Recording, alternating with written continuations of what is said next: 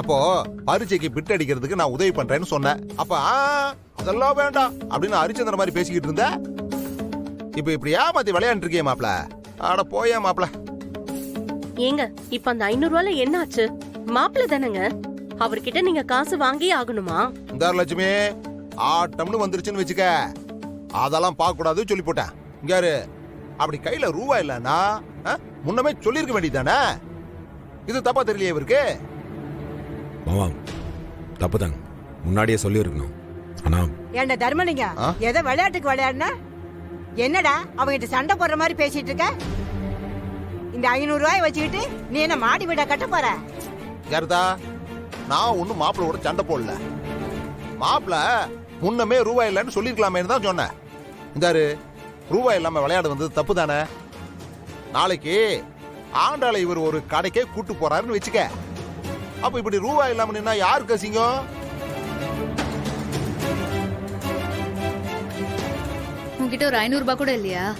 இல்ல, நாளைக்கு காலையில தான் சம்பளம் வராதா? அப்புறம் எதுக்கு கூப்பிட்ட உடனே விளையாட உட்காந்த? நான் எங்கடி விளையாட வந்தேன்?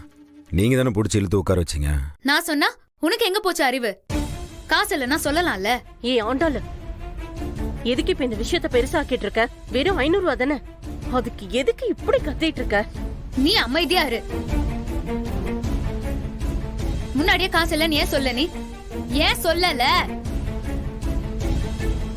டேய் உன்னதான் கேட்டுட்டு இருக்கேன், ஏன் சொல்லல? ஏய் அந்த ஆண்டாளு விடுத்தா, நான் ஏதோ விளையாட்டுக்கு தானே கேட்டேன். அத போய் நீ பெரிய விஷயமா பேசிக்கிட்டு இருக்க. விடுத்தா, மாப்பிள்ளை என்ன மூணாவது மனுஷனா? அவர் என்னோட மாப்பிள்ளத்தா. இங்க பாருங்க, தயவு செஞ்சு யாரும் இதுல தலையிடாதீங்க. நான் உங்ககிட்ட தானே கேட்டுட்டு இருக்கேன். முன்னாடியே உங்ககிட்ட காசு இல்லன்னு ஏன் சொல்லல? எனக்கு ஒரு 500 ரூபாய் இல்லாம அவமானப்படுற. நாளைக்கு என்ன எங்கேயாவது கூட்டிட்டு போய் இப்படிதான் அசிங்கப்பட வைப்பியா? இப்படி பேசாதே, இது இவ்வளவு பெருசாகும்னு யோசிக்கல நானு. எதையுமே யோசிச்சிராத. எல்லாரும் முன்னாடியும் என்ன தலைகுனிய வச்சுட்டே என்னடி நீ? காஞ்சுக்கிறீங்க. ச்சீ. எல்லாம் உங்களால வந்தது. சும்மா இருக்காம எதையாவது சொல்ல வேண்டியது. இப்ப பாருங்க, அவ என்னெல்லாம் பேசிட்டு போறா.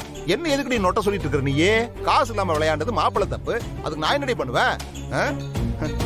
எப்ப பாரு என்னையே ஏதாவது சொல்ல வேண்டும்.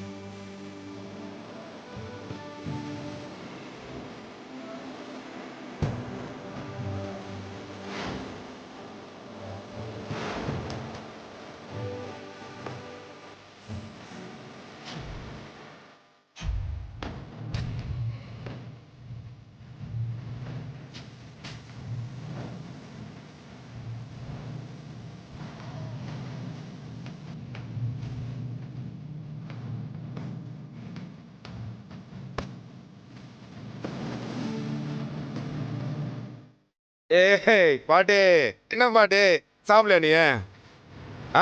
உட்காரு. சாப்பிட்டியா இல்லையா நீ? என்ன நடந்தாலும் நீ எப்படி சாமி சிரிச்சிட்டு இருக்க?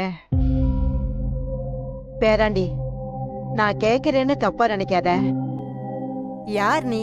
ஏய் என்ன இப்படி கேட்ட? என்ன ஏசத்துக்கு நானே என் கையில 1000 2000 வச்சிருக்கேன். ஒரு ஆம்பளை நீ 500 ரூபாய் கூட இல்லாம இருக்கேன்னா நீ என்ன சாமி பண்ற?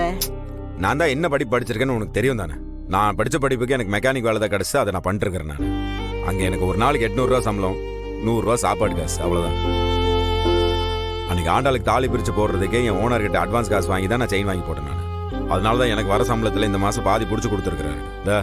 தீபாவளிக்கு ஆண்டாளுக்கு புடவை வாங்கி கொடுத்தேன். அன்னைக்கு அவ ஹாஸ்பிட்டல்ல போய் அடிபட்டதுக்கு அன்னைக்கு நான் அர்ஜென்ட்டா என் காசுல இருந்தா செலவு பண்ணேன். இருந்த காசு எல்லாம் முடிஞ்சிருச்சு என்கிட்ட. இந்த கர்ம 10ஆவதே பாஸ் பண்ணி படிக்க சொன்னதே ஆண்டாள் தான். அதனால தான் படிக்கிறதுக்கு 4 நாள் வேலைக்கு போகாம இருக்கிற, கையில காசு இல்லை. இதெல்லாம் தெரிஞ்சுமா அந்த ஆண்டாள் கழுதை இப்படிலாம் பேசுறா? அதான் பாட்டி எனக்கு வருத்தமா இருக்கு.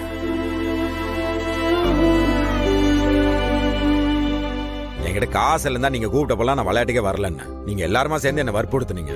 சரி குடும்பத்துக்குள்ள என்ன இருக்குதுன்னு தான் நினைச்சிட்டு வந்து நான் உட்கார்ந்தேன். இது இவ்வளவு பெரிய விஷயம் ஆகும் நான் என்ன கனவா கண்டேன்? இதுக்கெல்லாம் காரணம் உன் மாமன் தாயா. அவன் ஆண்டாள் முன்னாடி நடிக்கிறான். இல்லைனா இந்த விஷயத்தை இவ்வளவு பெருசாக்கி இருக்க மாட்டான். சரி விடு, காசெல்லாம் விளையாண்டது ஏன் தப்பு தானே? அதெல்லாம் சரியா? உங்க அப்பா உனக்கு எதுவுமே கொடுக்கலையா? நீ வேற வயிற்றுச்சல் கலப்பாது.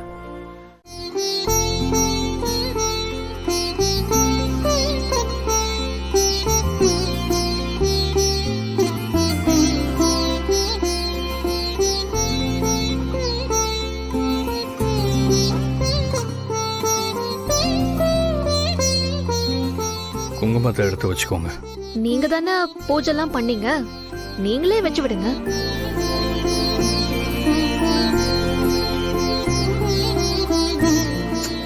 வச்சு விடுங்க சாமி.